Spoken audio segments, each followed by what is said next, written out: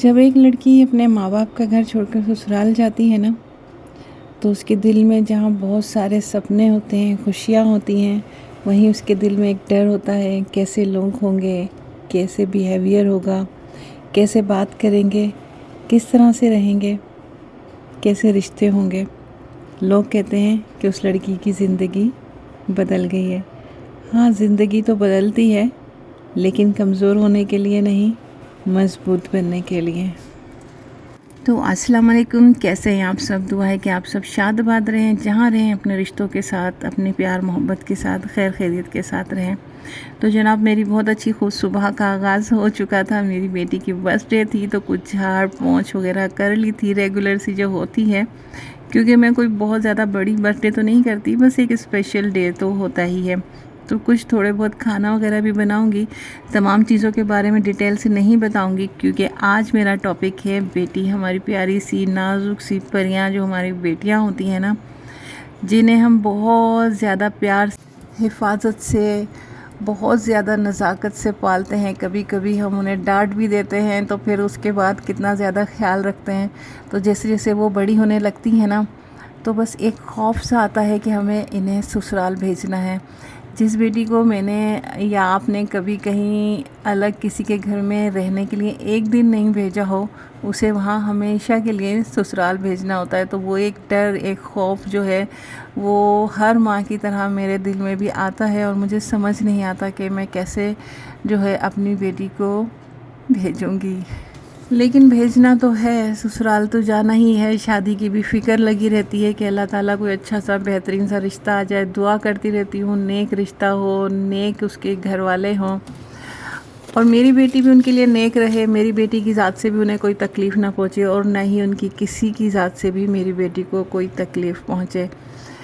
تو being a mother ہمیں کیا کرنا چاہیے کہ ہم نے خود بھی سسرال آئے، ہم نے بھی یہاں بہت ساری خوشیاں بھی دیکھی ہیں، بہت ساری تکلیفیں بھی اٹھائی ہیں، پریشانیاں بھی اٹھائی ہیں، کٹھن سے کٹھن مراحل سے بھی گزرے ہیں، لیکن اپنا ایک مقام اور اپنا ایک رشتہ بنایا ہے۔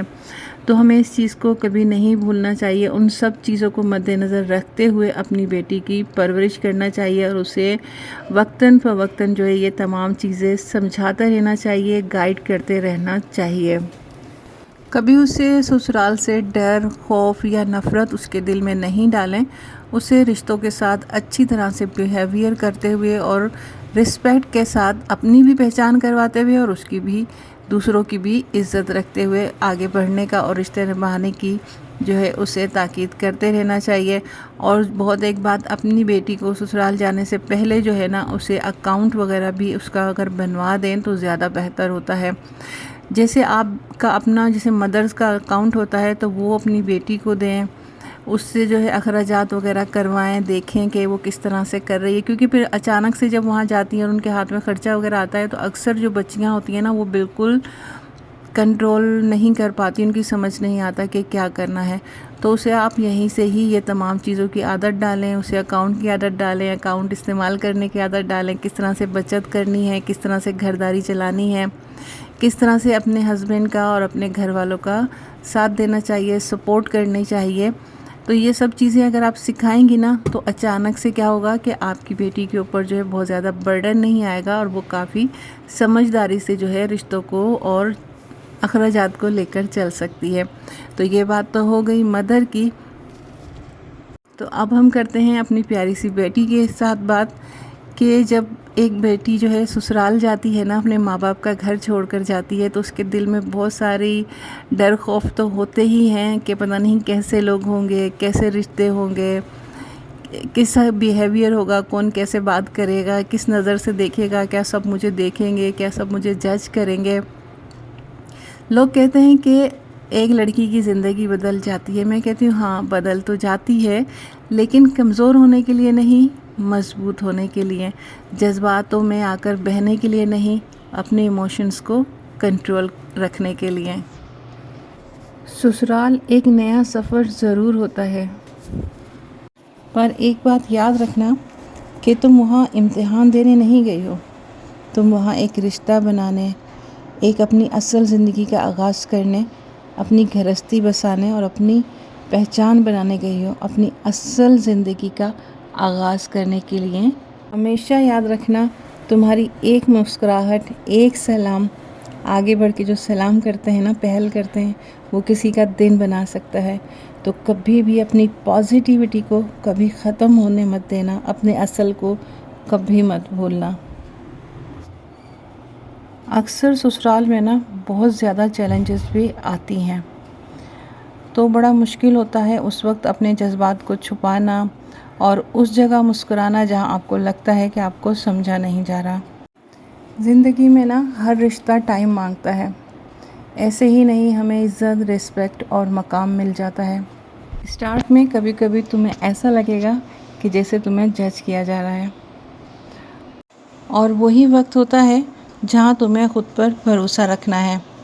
تمہارا کانفیڈنس، تمہاری مسکراہٹ، تمہاری سمجھداری، تمہارا صبر، تمہاری محنت، تمہاری محبت وہی ہے جو تمہیں گھر کی عزت بنا دیتی ہے۔ تو ایک بات جو ہمیشہ یاد رکھنی ہے کہ سسرال ایک جگہ نہیں ہوتی، صرف سسرال ایک موقع ہوتا ہے اپنی پہچان بنانے کا، اپنی کہانی لکھنے کا۔ تو اپنی روشنی کبھی کم مت ہونے دینا، چاہے کتنی ہی مشکلات ہیں، کتنی ہی اندھیریاں سامنے آئیں، ہمیشہ جگنو بن کر چمکتی رہنا۔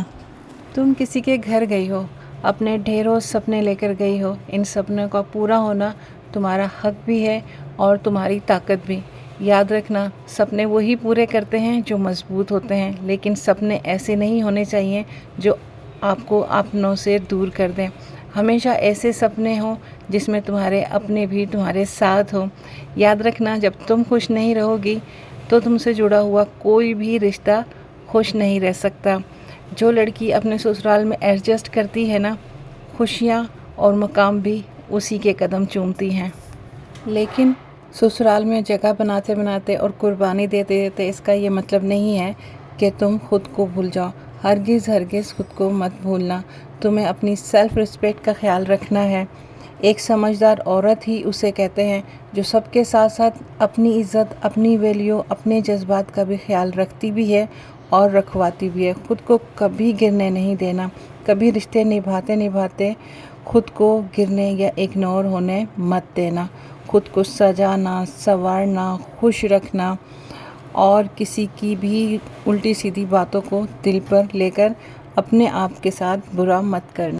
ویسے تو ہر رشتہ تمہارا بن سکتا ہے، جسے تم ٹائم دو، عزت دو، محبت دو، لیکن اگر کوئی ان سب چیزوں کے بعد بھی تمہارا نہیں بن رہا اور وہ تمہیں ڈس رسپیکٹ کر رہا ہے یا تمہیں دبانے کی کوشش کر رہا ہے یا ناجائز تم سے الٹے سیدھے کام کروانے کی کوشش کر رہا ہے، تو پھر ایسے رشتے سے لڑنے اور الجھنے کے بجائے خاموشی سے اس سے الگ ہو جاؤ اور ہمت سے کام لو۔ اگر وہ پھر بھی الگ نہیں ہوتے تو انہیں ایک شٹ اپ کال، جو میں نے پہلے بھی کہا تھا، لازمی دینی ہے، تاکہ تمہاری ابھی اپنی عزت بھی ہے، اپنی بھی رسپیکٹ ہے۔